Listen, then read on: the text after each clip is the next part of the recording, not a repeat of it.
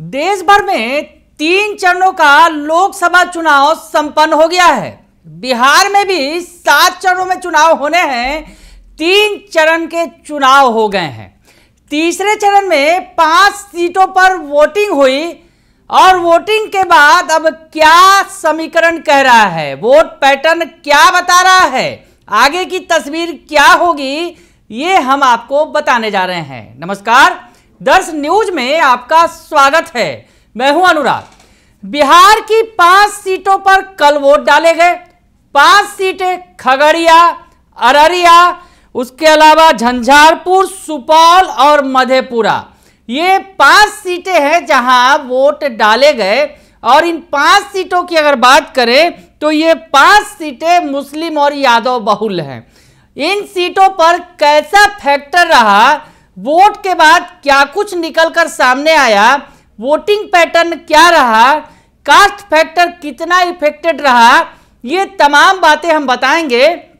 कौन किस पर एज ले रहा है, यानी किसकी बढ़त है, ये बात हम आपको बताएंगे। तो 5 सीटों का आंकड़ा क्या कुछ कहता है, ये बताने की हम कोशिश कर रहे हैं, बैठे हैं। तो सबसे पहले खगड़िया की ही बात कर लेते हैं। जी हाँ, खगड़िया चलते हैं और खगड़िया में क्या कुछ हो रहा है, खगड़िया में किस तरह से वोट के बाद क्या तस्वीर निकलकर सामने आई है।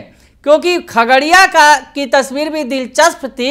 लड़ाई हालांकि कहे तो अगर जो मैदान से निकलकर सामने आया, जो चुनाव पर वोटिंग के बाद जो पैटर्न जो दिखा, क्योंकि वोट का जो अगर कहा जाए आंकड़ा पिछली बार 2 चरणों के मुकाबले तीसरे चरण में वोट ज़्यादा पड़े, लेकिन उतने भी ज़्यादा नहीं थे। लेकिन खगड़िया में जिस तरह से मामला आमने सामने का था, एलजेपी यानी चिराग पासवान की पार्टी के कैंडिडेट थे राजेश वर्मा, तो दूसरी तरफ सीपीएम के कैंडिडेट संजय कुशवाहा मैदान में थे। यानी एनडीए बनाम महागठबंधन की सीधी लड़ाई थी यहाँ पर। इस लड़ाई में क्या कुछ हुआ, ये आपको बताने की कोशिश कर रहे हैं कि खगड़िया में क्या कुछ हुआ। वोटिंग ट्रेंड क्या कह रहा है? वोटिंग ट्रेंड तो कह रहा है कि एनडीए कैंडिडेट मजबूत स्थिति में है। जो वोट पड़े हैं उसके आधार पर, वोटरों से बातचीत के आधार पर जो बातें निकलकर सामने आई, राजेश वर्मा मजबूत स्थिति में हैं। हालांकि अगर कहें जिस तरह से मुकेश सहनी दूसरे पाले में शामिल हो गए, यानी महागठबंधन के साथ हैं, तेजस्वी यादव के साथ हैं, तो ये देखा गया कि जो सीपीआईएम के जो कैंडिडेट हैं संजय कुशवाहा, उनके खाते में 55% से ज़्यादा जो है मल्लाह वोट है उनके खाते में गए। लेकिन बाकी जो है वोटर अगर कहा जाए तो कहीं ना कहीं एनडीए उस मजबूत स्थिति में दिखा यहाँ पर। और आपको बताएं संजय कुशवाहा के बारे में कि संजय कुशवाहा के पिता पूर्व में विधायक रहे हैं। हालांकि कुशवाहा जो हैं पहली बार मैदान में थे। और अगर कहें जो ट्रेंड है क्या कुछ रहा, लेकिन कुछ फैक्टर भी हैं जो कहीं ना कहीं परेशान करने वाले हैं एलजेपी को, यानी चिराग पासवान को, जिसमें अगर कहें चौधरी महबूब अली कैसर का फैक्टर। लेकिन चौधरी महबूब अली कैसर का फैक्टर, क्योंकि चौधरी महबूब अली कैसर आखिरी वक्त में उन्होंने एनडीए का साथ छोड़ दिया, चिराग पासवान का साथ छोड़ा और आरजेडी में शामिल हो गए। और लगातार वो प्रचार भी कर रहे थे खगड़िया में एनडीए कैंडिडेट के खिलाफ। लेकिन इसका असर बहुत ज़्यादा होता नहीं दिख रहा है, जैसा कि जो वोटर का ट्रेंड बता रहा है।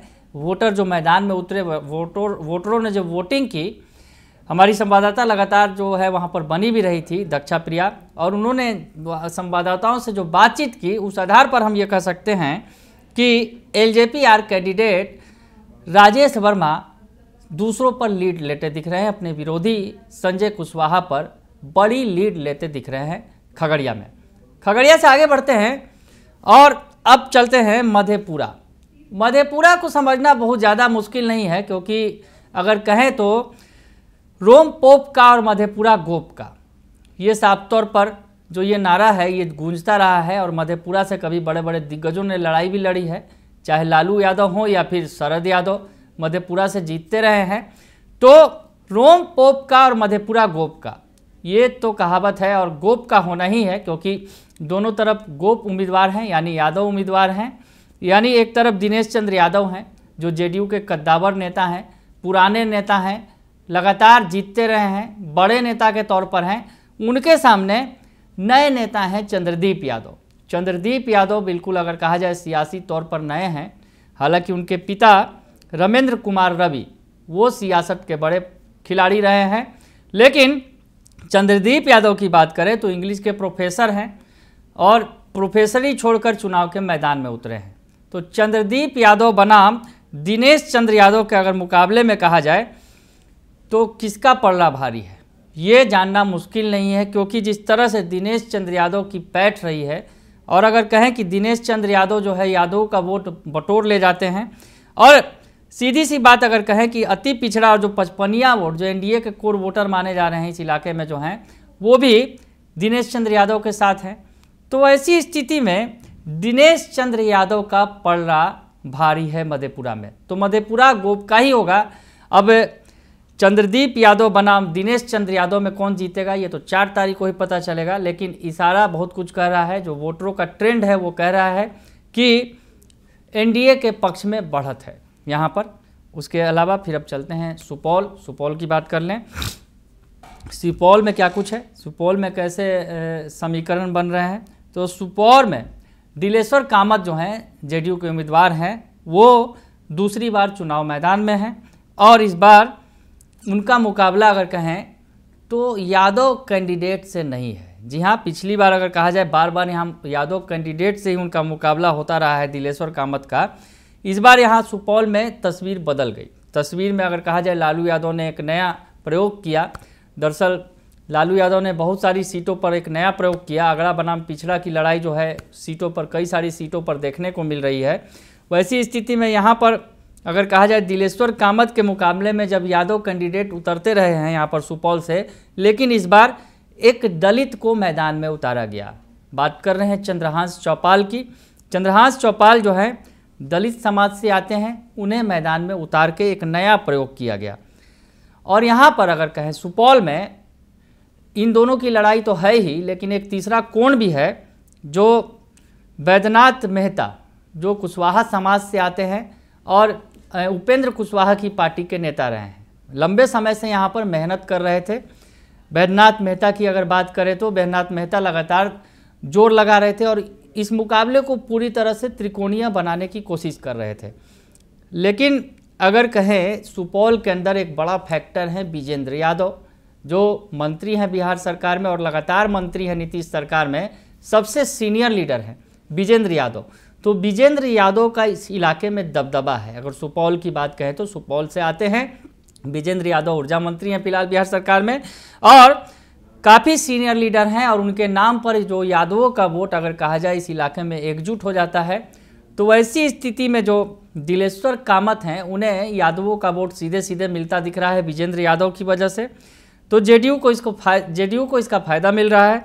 और कहीं ना कहीं जो निर्दलीय उम्मीदवार हैं, हालांकि जो अगर बैद्यनाथ मेहता की बात करें वो जेडीयू का वोट काट रहे हैं, लेकिन अंततः अगर कहें कि वोटरों के मिजाज के आधार पर और तमाम फैक्टर के आधार पर अगर देखेंगे तो यहाँ पर जेडीयू उम्मीदवार दिलेश्वर कामत का ही पलड़ा भारी नज़र आ रहा है, क्योंकि बैद्यनाथ मेहता हालांकि कुशवाहा जो समाज से आते हैं वो ज़रूर ही एनडीए का वोट काट रहे हैं, जेडीयू का वोट काट रहे हैं, लेकिन तमाम फैक्टर की अगर बात करें और यादव वोट के एकजुट होने की अगर बात करें और तमाम जो वोटरों के अगर मन मिजाज को टटोले तो यहाँ पर दिलेश्वर कामत बढ़त बनाए हुए हैं, यानी यहाँ भी जेडीयू उम्मीदवार आगे चल रहे हैं।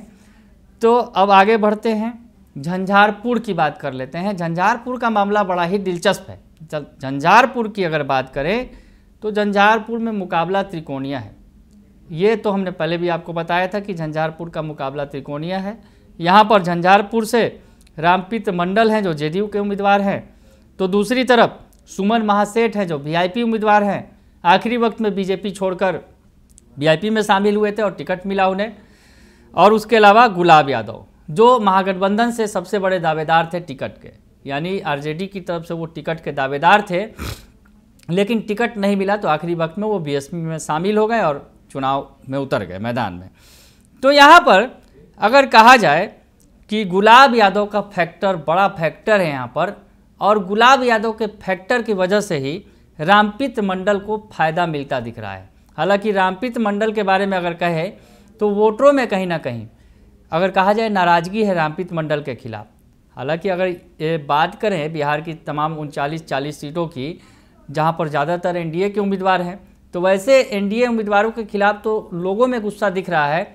लेकिन अगर रामप्रीत मंडल की बात करें तो यहाँ लोगों में गुस्सा है एनडीए उम्मीदवार के प्रति। जेडीयू उम्मीदवार के खिलाफ अगर कहा जाए सिटिंग एमपी हैं उनके खिलाफ नाराज़गी दिख रही है। लेकिन सुमन महासेठ जो वैश्य उम्मीदवार हैं यहाँ पर, और वीआईपी के कैडर वोट जो है मल्लाह का वोट उन्हें मिला है, और वैश्य समाज से आते हैं, वैसी स्थिति में वैश्य समाज का वोट भी उन्होंने पाया है। तो सुमन महासेठ ने चुनौती ज़बरदस्त दी है अगर यूँ कहें। लेकिन गुलाब यादव बड़ा फैक्टर है, और गुलाब यादव की वजह से अगर कहा जाए, गुलाब यादव जो दावेदार थे टिकट के, गुलाब यादव ने बड़ी संख्या में अगर कहा जाए यहाँ पर महागठबंधन का वोट काट लिया है। जैसा कि जो वोटरों का मिजाज है, ट्रेंड है, वो बता रहा है कि गुलाब यादव ने महागठबंधन का वोट काट लिया है।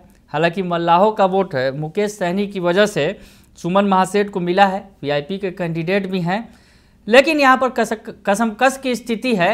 लेकिन अगर कहा जाए आखिरी तौर पर कौन अगर ट्रेंड में आगे बढ़ता दिख रहा है, किसके प्रति जो है वोटरों के अगर मिजाज बन रहा है कि उन्होंने जो किसे वोट किया है, तो रामप्रीत मंडल जो जेडीयू के उम्मीदवार हैं, वर्तमान में सांसद भी हैं इस सीट से, वो जो है एज लेते दिख रहे हैं दूसरों पर। और इसमें बड़ा फैक्टर गुलाब यादव का है, गुलाब यादव वाला फैक्टर है। तो ऐसी स्थिति में यहाँ की समीकरण को भी समझा जा सकता है वोट के बाद कि कौन जीत रहा है। तो हमने जो सीटों की बात की, अगर झंझारपुर, सुपौल, मधेपुरा और खगड़िया, इन 4 सीटों पर एनडीए लीड ले रही है। यानी जो जेडीयू के उम्मीदवार हैं या फिर बीजेपी एलजेपी आर के उम्मीदवार हैं वो लीड ले रहे हैं।